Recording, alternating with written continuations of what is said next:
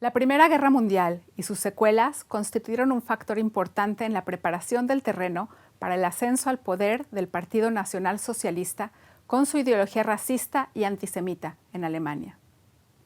La guerra finalizó el 11 de noviembre de 1918 con la firma de un acuerdo de armisticio y la rendición de Alemania y sus aliados. Se estima que alrededor de 17 millones de soldados y civiles de todos los países implicados en el conflicto perdieron la vida en ese entonces. El Tratado de Versalles, firmado el 28 de junio de 1919, estableció las condiciones de la rendición de Alemania. Estas eran vistas por los alemanes como sumamente humillantes, las que implicaban la pérdida de territorio, el pago de compensaciones, el reconocimiento de haber iniciado la guerra y la prohibición de tener un ejército considerable. Más tarde se formó en Alemania una república democrática, la que fue conocida como la República de Weimar, recibiendo el nombre del lugar donde se había celebrado por primera vez la Asamblea Constituyente de la República. La decisión de Alemania de rendirse estuvo basada en consideraciones militares. Sin embargo, el hecho de que ninguna parte del territorio alemán había sido ocupado durante la Primera Guerra Mundial, además del hecho de que la rendición había sido firmada por un gobierno civil establecido tras la abdicación del Kaiser Wilhelm, el emperador Guillermo, y poco antes de que concluyera la guerra, llevó a muchos en Alemania a creer equivocadamente que la derrota había sido causada por la debilidad interna y la subversión. Precisamente en este ambiente surgió y se difundió el mito de la puñalada por la espalda. Según este mito, Alemania no había sido derrotada en el campo de batalla, sino más bien debido a la traición interna de judíos, liberales y comunistas. Este mito habría de tener un papel importante en el antisemitismo que se desarrolló en este país durante el periodo de entreguerras. Este fue el contexto que permitió a Adolf Hitler emerger en el escenario político bávaro y alemán. Hitler nació en una pequeña aldea en Austria en 1889, en el seno de una familia de pequeños hacendados. En 1913 se trasladó a Múnich. Cuando la Primera Guerra Mundial estalló, el año siguiente, se incorporó al ejército alemán y sirvió en Francia y Bélgica. Fue ascendido al rango de cabo y condecorado por su valentía con la Cruz de Hierro de primera y segunda clase. Después de la guerra, Hitler regresó a Múnich. Al igual que muchos otros en el ámbito alemán, se sentía amargado y humillado por la derrota de Alemania en la Primera Guerra Mundial, y aún más indignado ante las condiciones estipuladas en el Tratado de Versalles. Pronto se sumó al pequeño, marginal y antisemita Partido Obrero Alemán, el que en 1920 pasó a llamarse el Partido Nacional Socialista Obrero Alemán, mejor conocido por la abreviación el Partido Nazi. En las filas del partido encontró un hogar político, junto a otros que despreciaban al nuevo gobierno democrático alemán de Weimar y acusaban a los marxistas y a los judíos de ser responsables de los problemas del país. Hitler fue rápidamente reconocido como un orador extraordinario y carismático, y en 1921 se convirtió en el líder del partido. En 1923, el partido nazi creció alcanzando unos 56,000 miembros. Los primeros años de la República de Weimar fueron difíciles y tumultuosos.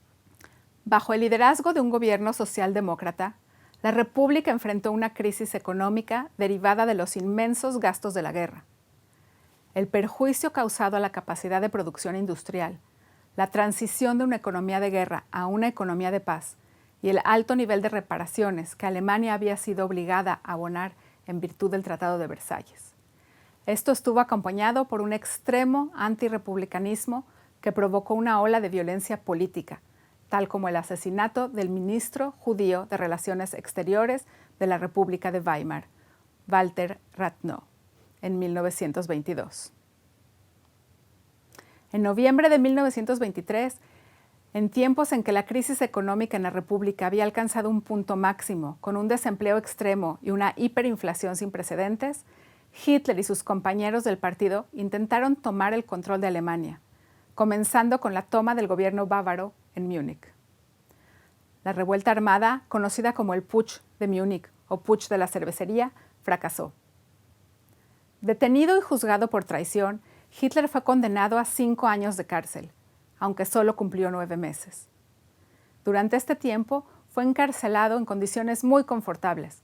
La mayor parte del tiempo en la cárcel lo dedicó a escribir Mein Kampf, Mi lucha. su tratado ideológico y autobiografía política, en el que esbozó su visión de un nuevo futuro para Alemania y los principios fundamentales de la ideología o visión nazi.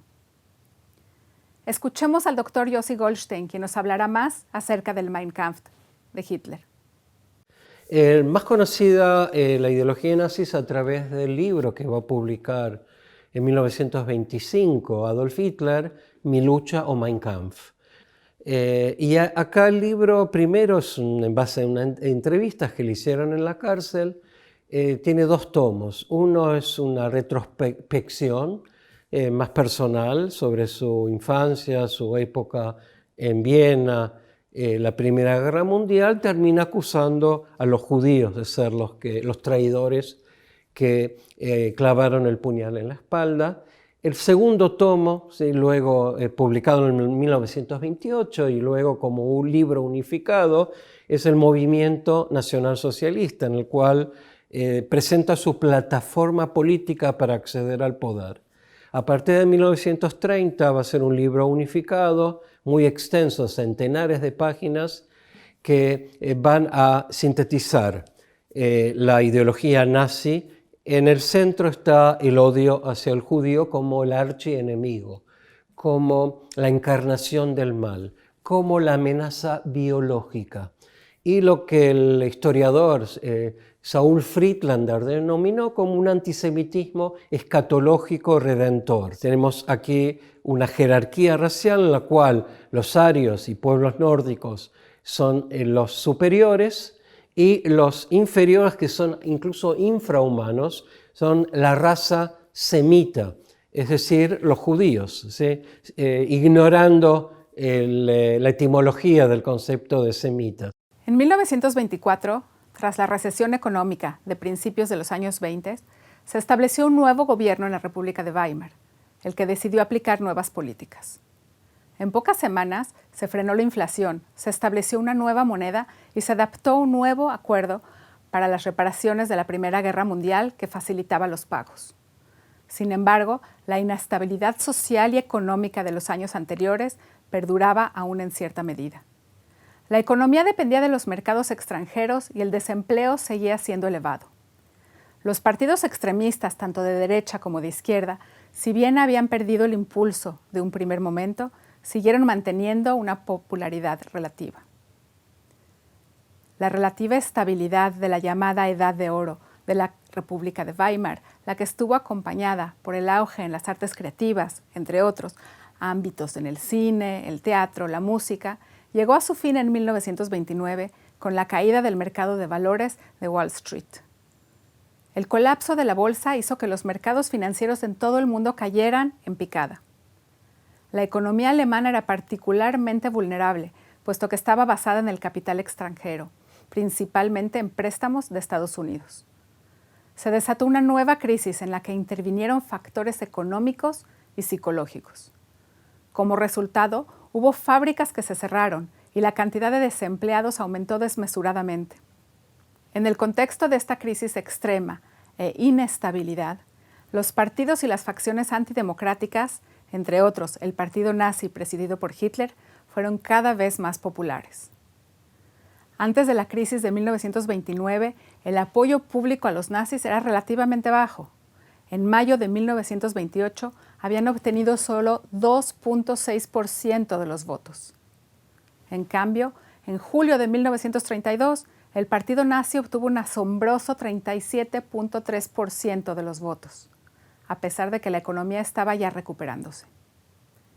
Poco tiempo después, en noviembre de 1932, el partido nazi perdió 35 escaños, aunque siguió siendo el partido más grande del Reichstag, con 196 escaños en una elección en la que una gran mayoría del electorado alemán había votado por los partidos abiertamente antidemocráticos.